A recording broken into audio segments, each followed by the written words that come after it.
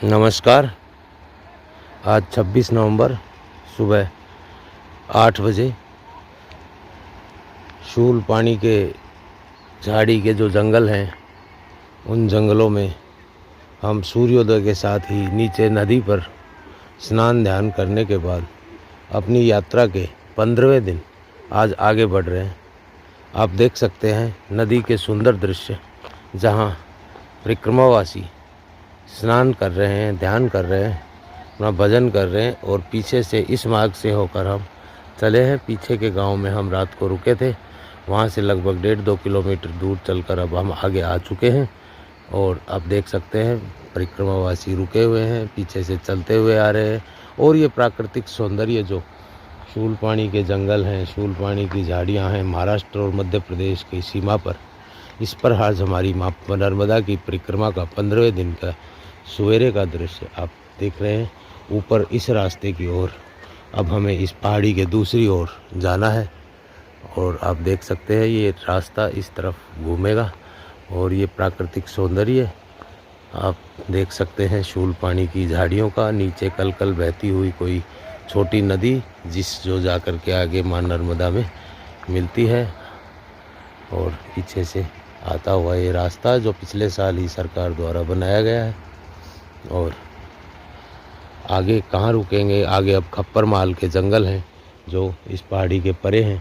तो आपको ये सामने बड़ी पहाड़ियाँ देख रहे हैं, इनसे भी ऊंची ऊंची कुछ पहाड़ियाँ हैं जिन्हें हमें पार करना होगा। उसके बाद हम गुजरात की सीमा में पहुँचेंगे। तो अब आगे बढ़ते हैं और आगे की यात्रा आप लोगों को दिखाते हैं। ये सुंदर मार्ग शूल पानी की झाड़ियों जंगलों से होकर निकलता हुआ महाराष्ट्र का नंदुरबार ज़िला, जहाँ से इस समय हम चल रहे हैं। और किस प्रकार से सुंदर नदी बहते हुए, ये सुंदर नदी पहाड़ से आती हुई और ये जा कर के मिल जाती है माँ नर्मदा में।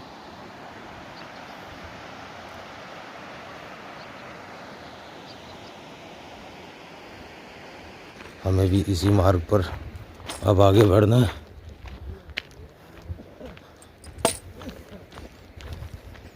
आप देख पा रहे हैं सुंदर दृश्य, शूल पानी के जंगल, बहुत कठोर जनजीवन,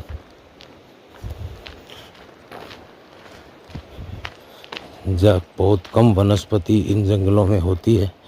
ज़्यादा घने जंगल नहीं है, बिल्कुल बंजर पहाड़ भी बहुत हैं। कुछ पहाड़ों पर थोड़ा थोड़ा वेजिटेशन है, ऐसे कांटेदार झाड़ियाँ भी खूब हैं, इसीलिए इन्हें शूल पानी के जंगल कहा जाता है। पूरा आदिवासी क्षेत्र महाराष्ट्र और मध्य प्रदेश की सीमा से ये लगा हुआ, फिर भी यहाँ रात को रुकने की कुटिया कहीं न कहीं 8-10 किलोमीटर के बाद मिल ही जाती है। तो आप देख सकते हैं किस प्रकार से इस आदिवासी क्षेत्र से होकर हम आगे बढ़ रहे हैं। कल कोई सड़क का मार्ग नहीं था, सारा कच्चा मार्ग था, कोई सिग्नल नहीं था। आज सिग्नल तो आज भी नहीं है, लेकिन सड़क का मार्ग आज हमें मिल गया है। साथ में बहती हुई हमारे ये नदी आप देख सकते हैं, नीचे सुंदर पहाड़, घाटियाँ। अभी हम नीचे की ओर उतरते हुए आप देख सकते हैं किस प्रकार से अब हमारे मार्ग में नदी जो ये है, झलकारी नदी शायद किसी ने बताया था। तो ये नदी अब हमारे रास्ते में आ चुकी है। तो आपको दर्शन करवाते हैं। सुबह जब हम स्नान ध्यान करने गए तो लाइट इतनी नहीं थी, इसलिए मैं वीडियो नहीं बना पाया नदी का। आप देखिए यहाँ भी यात्रीगण जो माँ नर्मदा की प्रदक्षिणा कर रहे हैं, परिक्रमा कर रहे हैं, वो सब अपने माई के पानी से स्नान और भजन कर रहे हैं। आप देख सकते हैं। थोड़ा चलते हैं नदी की तरफ, आपको दिखाते हैं।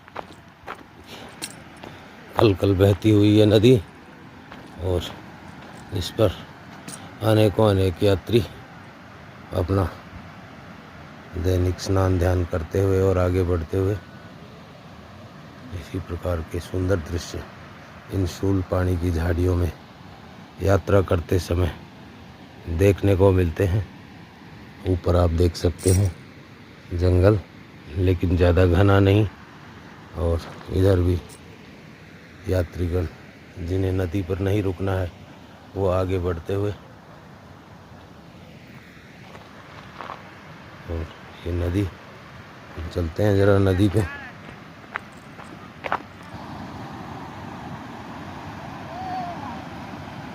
नर्मदे हर।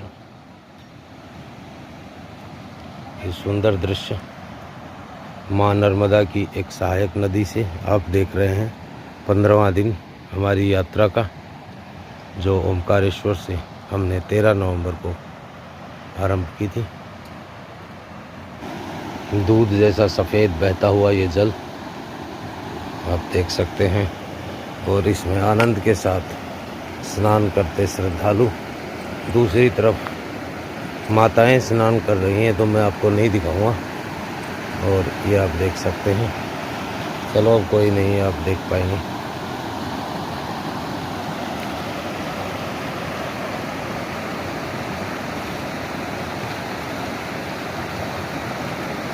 आप देखिए,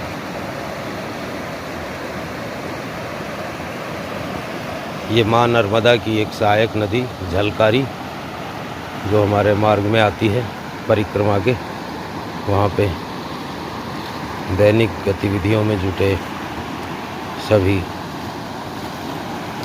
परिक्रमावासी। ऊपर जंगल, शूल पानी के जंगल, झाड़ियाँ आप देख सकते हैं। ये प्राकृतिक सौंदर्य महाराष्ट्र मध्य प्रदेश की सीमा पर, नंदुरबार जिला मध्य प्रदेश से, महाराष्ट्र से।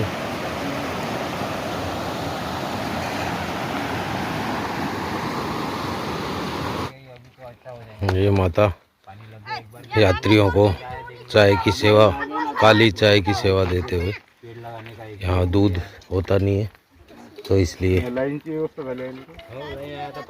काली चाय ही इस जंगल में, शूल पानी जंगल में मिल पाती है। आप देख सकते हैं यात्रियों को आगे बढ़ते हुए, कुछ रुककर विश्राम करते हुए, और पीछे का ये प्राकृतिक सौंदर्य, ये यहाँ के स्थानीय निवासियों के घर, चारा।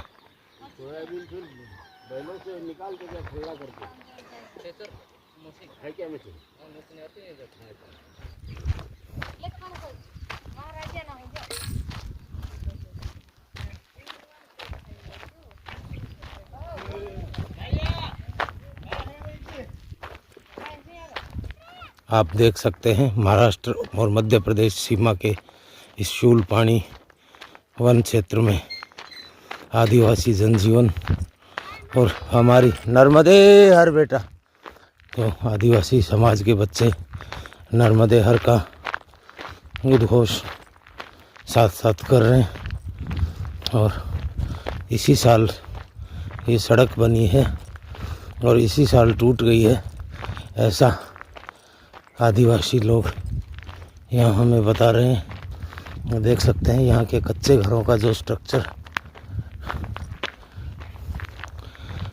तो ये शूल पानी के जंगल, एक टीला उतरते चढ़ते, एक टीला उतरना, एक टीला चढ़ना, यही दिन भर यहाँ हमें पदयात्रा में करना है, जब तक हम शूल पानी के जंगल क्षेत्र से गुजर रहे हैं।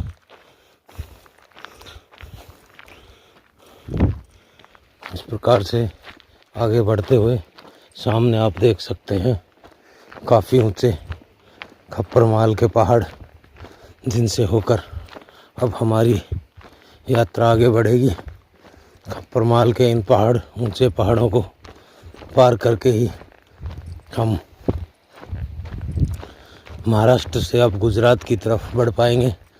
तो बीच में ये विशाल पर्वत आप जो देख रहे हैं, खप्पर माल का पहाड़, इसको पार करना है, इस पर चढ़ना है और इसके बाद इस पर से उतरना है।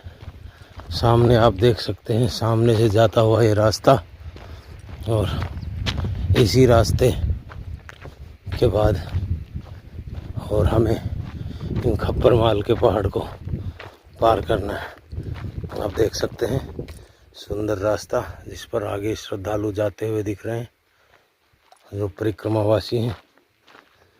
आप भी देख सकते हैं मध्य प्रदेश का और महाराष्ट्र का और गुजरात का जो सीमा तीनों स्टेट की मिलती है, वहाँ से माँ नर्मदा की परिक्रमा के ये सुंदर दृश्य।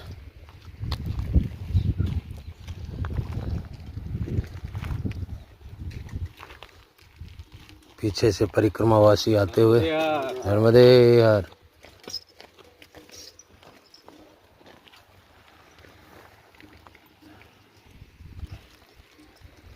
तो बढ़ते हैं आगे और इन खप्पर माल के पहाड़ों को पार करते हैं।